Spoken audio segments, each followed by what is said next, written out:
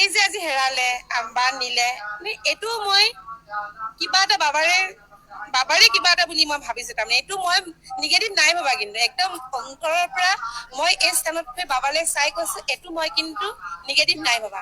এইটো মোৰ ফালৰ পৰা তাৰমানে বাবাই কৰোৱাই কিছুমান কাম মই জানো, এইটো কিবা এটা মই পজিটিভ বুলিয়ে ভাবো। তাৰমানে কিবা এটা কাৰণত বাবাই কৰাইছে। আকৌ বাবা আহিব কাইলৈ, আজি এটা নাৰ্জাছ থানাতে আছে, তাৰ পৰা আকৌ আমাক দিব। আমি আকৌ দেওবাৰ পৰা আমি বাবাক দেখা পাব। আজি দিনটোৰ কাৰণে খালি নাই দেখা আৰু ভক্তক যেতিয়া মা তাৰা যেতিয়া হেৰাইছিলে, মানে কোনোবাই চুৰ কৰি নিছিলে উগ্ৰতা মন্দিৰত, তেতিয়া আমাৰ এই বাবাক স্থাপন কৰা বেছি দিন হোৱা নাই। মই যে বাবাক কেইবাদিনো ভাবিছো তেতিয়া মানে পাব লাগে, বিগ্ৰহ ভাগ পাব লাগে। কাৰণ কেলে তাৰ ঠিক এমাহ মানৰ আগতে মই উগ্ৰতা মন্দিৰৰ পৰা আহিছো। সেই তেতিয়াও কিন্তু মোৰ মনত বহুত বিশ্বাস আছিলে, কাৰণ জাগ্ৰত যেতিয়া কিবা এভাগ মন্দিৰ হওক কিবা হয়, তাত কোনেও ক্ষয় ক্ষতি কেতিয়াও কৰিব নোৱাৰে। সেই জাগ্ৰত তেতিয়াহলে নহলেহেঁতেন। যোৱাবাৰ যেতিয়া বিতৰ্ক হৈছিলে, মই সেই সময়তো কৈছিলো, যেতিয়া কৈছিলে চবে যে অগ্নিনাভ মন্দিৰ বন্ধ কৰিব লাগে, কিবা কিবি বহুত কৈছিলে, তেতিয়া মই এষাৰে কথা কৈছিলো যে কোনো ভক্তও যদি নাহে বাবাক মই পূজা কৰিমেই। আৰু বিগ্ৰহ ভাগক লৈ বিতৰ্ক হৈছিলে তেতিয়া মই কৈছিলো যে প্ৰথম শিৱলিংগ ভাগ আমি স্থাপন কৰিছিলো, আৰু এই বিগ্ৰহ ভাগ শিৱলিংগ ভাগ স্থাপন কৰি 2 বছৰৰ পিছতে মই বিগ্ৰহ ভাগ ৰাখিছিলো। ইয়াতে শিৱৰ শক্তি আছে, একেখিনি কথাই কিন্তু যোৱাবাৰো কৈছো, মই একেখিনিয়ে কৈছো। ইয়াতে আছে শিৱৰ শক্তি, সেই শিৱৰ শক্তিক মই নাম দি লৈছো অগ্নিনাভ। গতিকে আমি অগ্নিনাভ নামেৰে শিৱৰ শক্তিক আমি পূজা কৰো। কথাটো হ'ল সেইটো। গতিকে বিগ্ৰহ ভাগ যেতিয়া ৰাতিপুৱা আহি পেলাই আমাৰ ইয়াত পূজাৰী কৰ্মচাৰীসকল আহি প্ৰথমতে দেখা পাই মোক কৈছেগে, অলপ সময় মোৰ দুখ লাগিছে, যিহেতু তেওঁক মই সৰু ল'ৰা ছোৱালীৰ নিচিনাকৈ লালন পালন কৰো।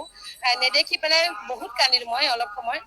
তাৰপিছত মোৰ মন আকৌ ষ্ট্ৰং, যে কান্দিলেও মোৰ এটাই ভাৱ যে বাবাৰ শক্তি মই বেলেগ এভাগ হলেও স্থাপন কৰি লম, কিন্তু মোৰ মনত মানে এইটো পুৰাকেই দৃঢ় বিশ্বাস যে বাবা যতেই থাকে আহিব, মানে ওলাব। তাৰমানে মোৰ মনত এইটো দৃঢ় বিশ্বাস।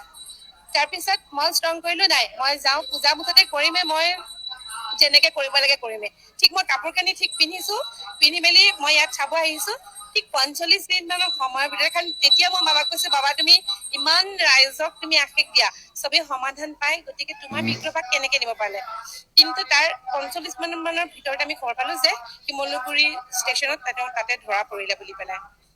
এতিয়া কথা হ'ল, আমি তেওঁক যি ধৰণে পূজা কৰি আহিছো, তেওঁক আমি পূজা সদায় কৰিমেই, আৰু মনত আমাৰ সেইখিনি তেওঁৰ শক্তিক আমি সদায় পূজা কৰো, পূজা কৰিমেই। সেইধৰণে আমি আজিও এতিয়া পূজা কৰিমেই। আৰু কাইলৈ পৰহিলে এনেওতো আমাৰ মন্দিৰ ভাগ আমি তেওঁৰ স্থানান্তৰ কৰিব লাগিব। প্ৰত্যেকটো কথা অগ্নিনাভ মন্দিৰৰ প্ৰতিটো কথা মই বাবাক জনাহে কৰো। আৰু মই যিখিনি সিদ্ধান্ত লওঁ বা কিবা কৰ্ম এটা কৰো, সেই প্ৰতিটো কাম তাৰমানে মই বাবাক জনাহে কৰো। আৰু যিবোৰ সিদ্ধান্ত বা যিখিনি হয়, সেইখিনি মই বাবাই কৰাইছে বুলি ভাবো। কিন্তু এই যে আজি হেৰালে বা নিলে, এইটো মই কিবা এটা বাবাৰে কিবা এটা বুলি মই ভাবিছো। তাৰমানে এইটো মই নিগেটিভ নাই ভাবা, কিন্তু একদম অন্তৰৰ পৰা মই এই স্থানত আমি বাবাক দেখা পাব। আজি দিনটোৰ কাৰণে খালি নাই দেখা আৰু ভক্তসকলে